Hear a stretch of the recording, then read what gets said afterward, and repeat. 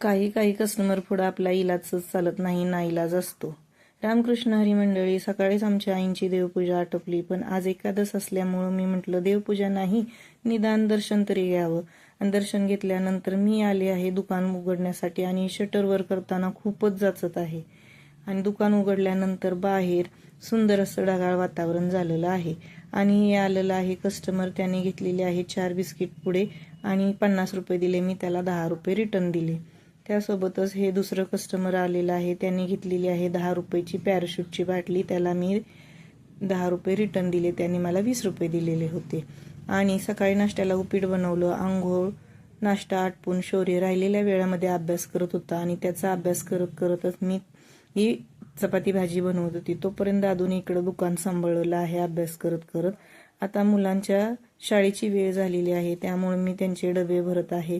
तर डब्यासाठी मी बनवलेली आहे चपाती आणि बटाट्याची भाजी आणि मुलांचे डबे पॅक करून मी त्यांना शाळेसाठी पाठवलेले आहे. तर सकाळी सकाळी खूपच अशी गडबड धावपळ होतं दुकान आणि हे सांभाळताना. तर मुलं शाळेत गेल्यानंतर म्हटलं आता फराळ करावा. तर या मंडळी फराळ करायला, खिचडी खायला कुणाकोणाला आवडते.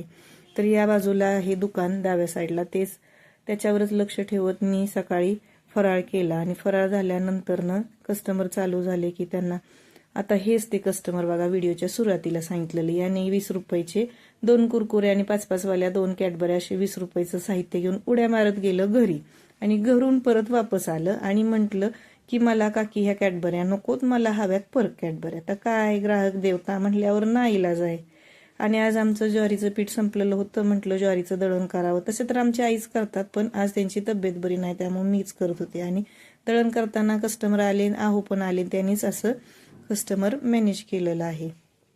आणि आहो, आई आणि समर्थ दादू आमचा असं सगळी मदत करतात मला. एकटीला खूप दमायला होतं. काल आमच्याकडे शेळ्या आल्या, आज हा उंटवाला आला आणि त्याच्यावर बसायला 50 रुपये होतं. असा होता आजचा मिनी ब्लॉग. आवडला का मंडळी? पुन्हा भेटूया उद्या.